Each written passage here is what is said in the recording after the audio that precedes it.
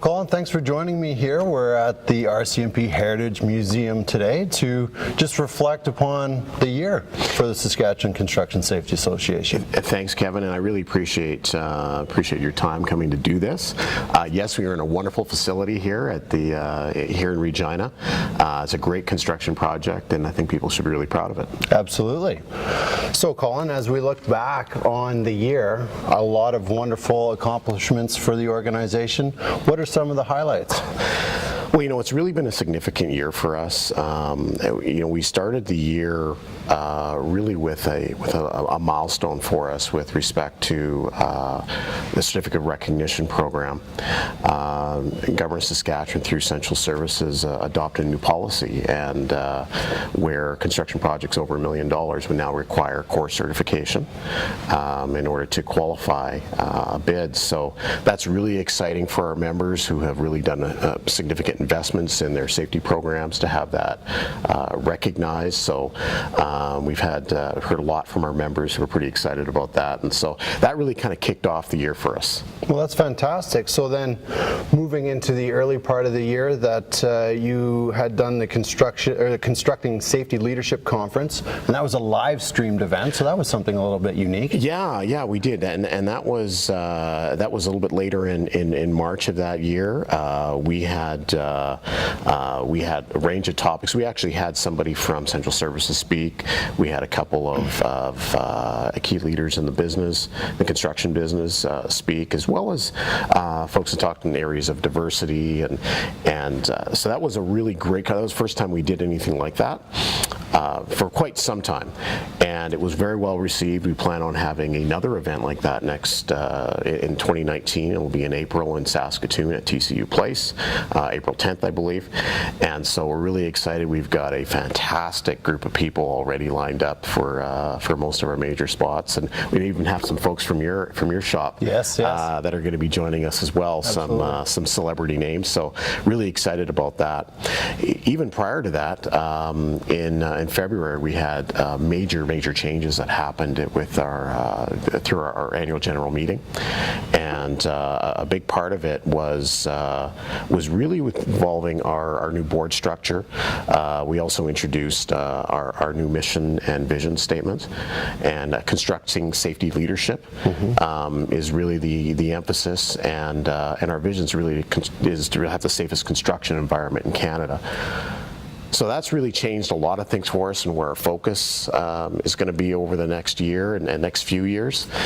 Very excited about that as well.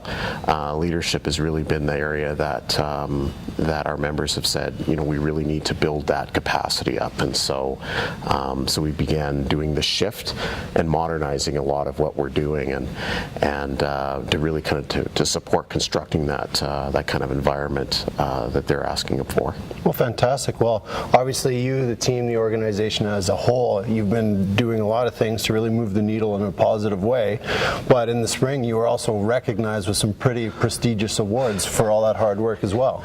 Yeah, we were really fortunate. I mean, the whole team really should be proud of themselves, from our board of directors, and our members have been involved with us to our frontline staff on this, because we were very fortunate to receive a couple of awards. One was the Paragon Awards for excellence in marketing promotion, and we also received an award from the Better Business Bureau, their Torch Awards in area of business ethics and leadership in that area. So very fortunate, and you know, I think it really reflected the work of the entire team. For sure. You know, again, from our board of directors, our members that support them, and the entire staff and the way that they conduct themselves. So again, I was really proud of everybody. Absolutely. Well, that's well deserved, and I'm sure everyone was tickled with that. Now, again, you guys are always striving. You're always moving forward, looking for ways to get better. You really did some new things there to modernize some of the things that you're doing. I know that you had implemented the app in the summer, and you're continuing to to make improvements there as well. Yeah, the app that you're referring to, the OHS Guide to Legislation, and that we actually released just about a year ago. Oh, right. About a year ago. And when that got released, it was well received. We made significant additions to that in this last year. So there's about 30 topics that people can search, and they put it on their phone, put it on their tablet. Works in Apple or Android environments really quite well, and has toolbox talks in it, has reference plain language references as well as the language from the legislation. So it's really been a handy tool. I think now we have 30 some topics that are in there, wow. as well as a new hazard assessment app, a hazard assessment tool within the app.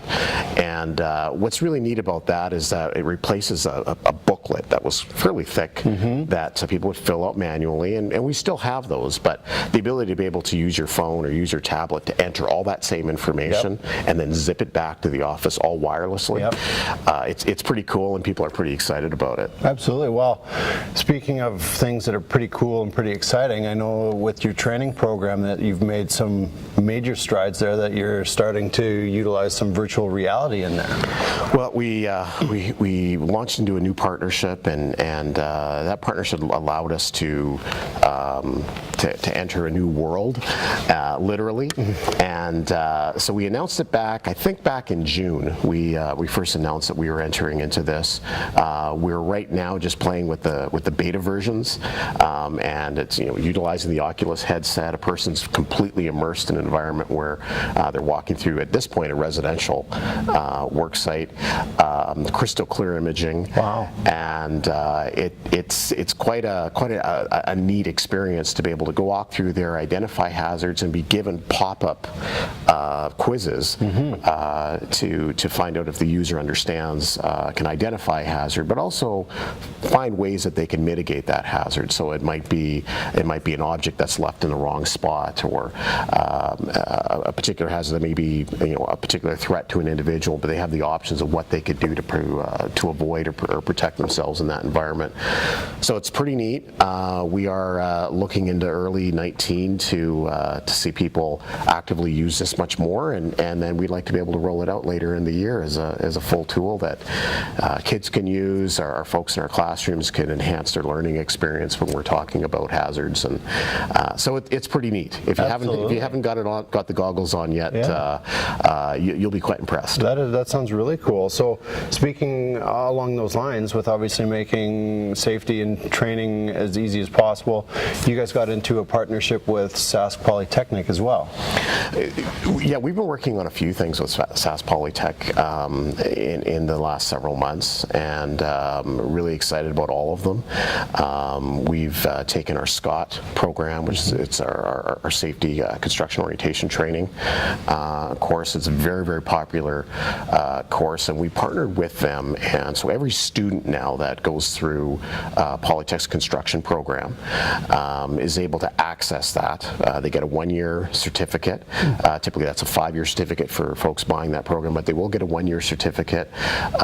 They can complete that course. It's an industry standard course, but they get to access that while they're a student. And so we're trying to help them as they're going through their programs and learning what they need to do, whether it be carpentry, electrical work, or the variety of trades that they could be studying. Also have a really good orientation when they're about to go on site, and for the first time that they're actually better prepared. Absolutely. They know what they should and shouldn't be doing when they get there. Yeah, and at least enough that they know to ask questions. So we've been exploring a few different items that we'll be releasing here in the new year, but everything from increased access to some testing facilities. So some of the testing that we do with folks, they were able to access in other locations, just as opposed to just our offices, and as well as some other neat tools and incorporating some training into other things. That so we're doing a lot more collaboration, and we'll see in the new year. Excited about announcing some of those when they're ready. Awesome. So with the C-Corps program, there was some changes that came to that as well. Can you elaborate on some of those? Yeah, so with the C-Corps, and in light of some of the demands that purchasers of construction wanting to feel that there's a high level of integrity with the program, as well as what our members have been asking us. We've introduced some changes. One of the big things that we've done is introduce the external auditing function that's typical in all of our core. Someone who's taking a course, all of our companies that are completing their core process will have an external audit. So that's being incorporated into the CUCOR program, and that gives a couple of opportunities for our members. One is to have a higher level of engagement with our staff. We're able to support them in a much more tangible way, and secondly, that they can take that particular tool with a lot more confidence to buyers of construction to say, we've got a really strong program here. It's been externally audited, and so it's just a different degree of confidence that purchasers can have when they engage a company that has C-Core or Core. Interesting. So, coming to October, we had a pretty interesting change in reality for all of us, but the legalization of cannabis, which obviously impacts a lot of places, but that was probably a pretty interesting topic for you guys to manage and wrestle with. Yeah, it's something that's been coming up consistently, and it will for some time. And what we've been able to do for our members is just provide them information, give them a source of information that they can go to. We're not legal experts, but we do recognize that there are sources that people can go to that they can get some pretty good information from. We were able to work with groups like Miller Thompson to do presentations, and we provided those online for members, and we'll continue to do that sort of thing where we can, if we can find experts in the field, bring them to a spot where we could distribute information, whether it be in an online format like a YouTube stream, and people can go to our YouTube channel and see a variety of things there, or in other sessions. So we will continue to do that in 19. Excited about exploring some other kind of information topics that'll be really relevant. Cannabis just happens to be, timing-wise, it's very topical. Absolutely, yeah, it's something that is definitely in the news a lot. So the other thing that I found pretty interesting was that you were going to a paperless environment in the classrooms. That sounds pretty interesting. Right. Well, again, with the whole focus that our board and staff have in really modernizing everything that we do to bring some different value to our members, we've actually gone ahead and the large paper manuals that people would receive typically in a classroom and then have to carry that around with them as a reference document. We've replaced that entirely with tablets. So we've just launched that in Regina, soon to be in Saskatoon, and then moving out to all of our regions when people take courses in locations outside of Regina and Saskatoon.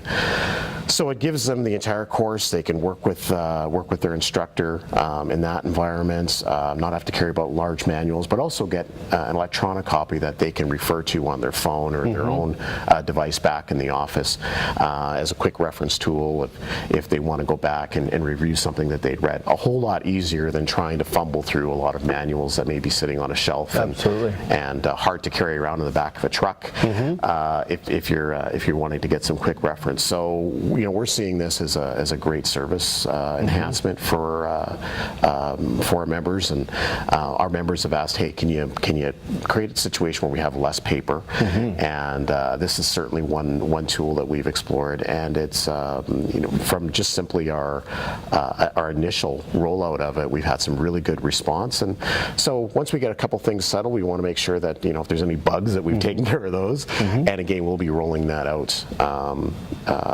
towards the end of this year, finishing the rollout in early 2019, and that should be a pretty normal thing for us going forward. That's fantastic. So it's hard to believe you accomplished all that in only 1 year. What a fantastic year there, that there's a lot there to be celebrated and be recognized for. But Obviously, the end line always moves. Right. So moving into 2019, what is the organization striving towards for next year? Well, like all the things that we described in this last year, that they've really been an accumulation of work that's gone in for several years. And so, again, the work from this year, we'll probably start seeing some of the effects into next year. But going forward, some key relationships that we've got. Obviously, we talked about Sask Polytechnic, but also with the Saskatchewan Junior Hockey League. We're really trying to get deeper into more local communities outside of the major centers, and we found that that a lot of people, they like to congregate around the local hockey rink to have conversations and build relationships. And so we entered a partnership with the SJHL as a communication tool and an opportunity to engage players and people who watch players in communicating and educating the public in those communities. So there's some new stuff like that'll be coming out. Some of the things that happened this year, we're going to be continuing to build on, such as the mobile app and bringing some other tools to people via those tools, those particular tools that we have in place now.